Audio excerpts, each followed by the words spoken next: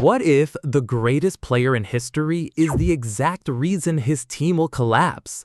The world is expecting a final fairy tale for Lionel Messi in North America, but football reality doesn't care about scripts.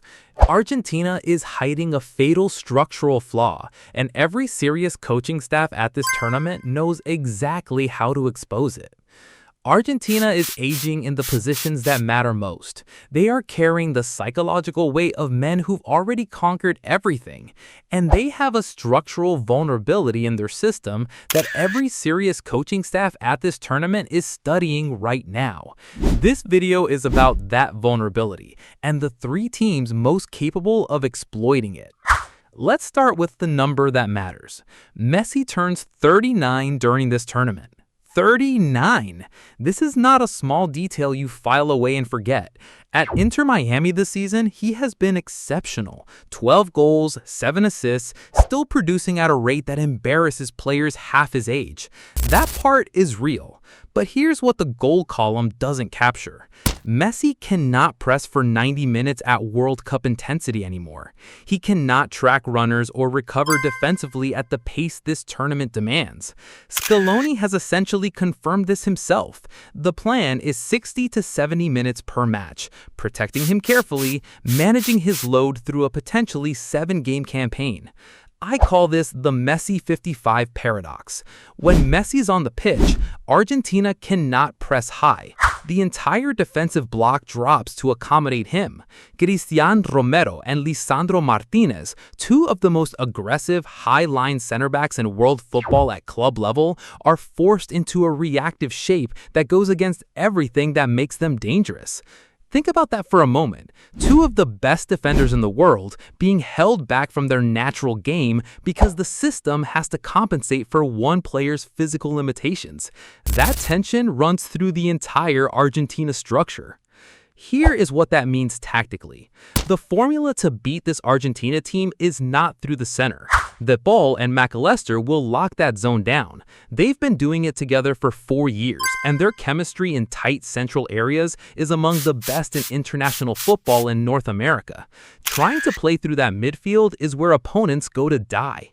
The answer is width. Stretch Argentina's defensive shape laterally. Force their fullbacks, Molina on the right, Tagliafico on the left, into continuous sprint cycles across a wide pitch in the North American summer heat.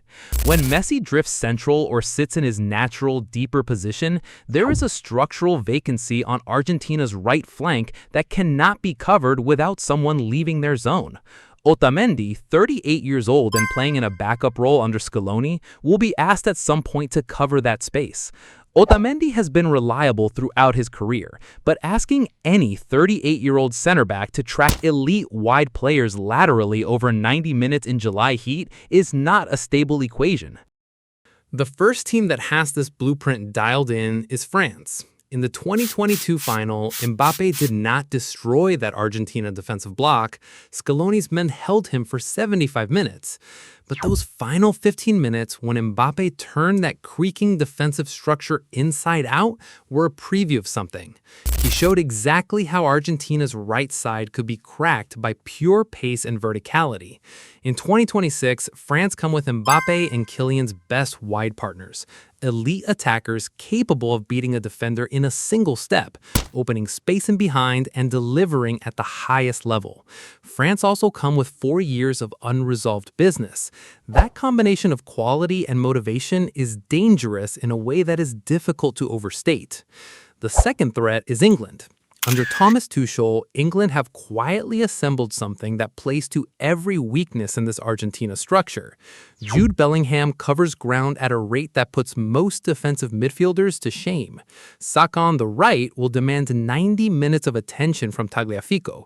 The overall athletic intensity of this England squad, their press, their recovery runs, their ability to sustain high tempo for extended periods, is precisely the kind of relentless physical demand that exposes a team managing an aging roster. England want to make the game hard. Argentina need to make it controlled. Those two objectives are going to collide. The third threat is Canada, and this one took me longer to fully appreciate. Alphonso Davies is possibly the fastest player at this entire tournament. Jonathan David has spent several years being quietly one of the most clinical strikers in European football. Canada play a bulging, vertical, high-intensity transition game, the kind that punishes teams who try to slow things down and control tempo. Argentina's entire structure around Messi depends on controlling the rhythm of matches. Canada will refuse to let them have it. Add the home support, the stadium's packed with a nation playing its first serious World Cup as a host, the noise and atmosphere of Toronto and Vancouver. This is not a comfortable environment for a team that wants calm. The champions will be here. Messi will produce moments that no blueprint can fully contain. But the specific vulnerabilities in this Argentine squad are real, documented, and getting more pronounced as the tournament approaches. The wide spaces, the age factor, the defensive compromise the system demands, these are not theories, they are structural realities. Which of these three pulls the trigger? Write it below.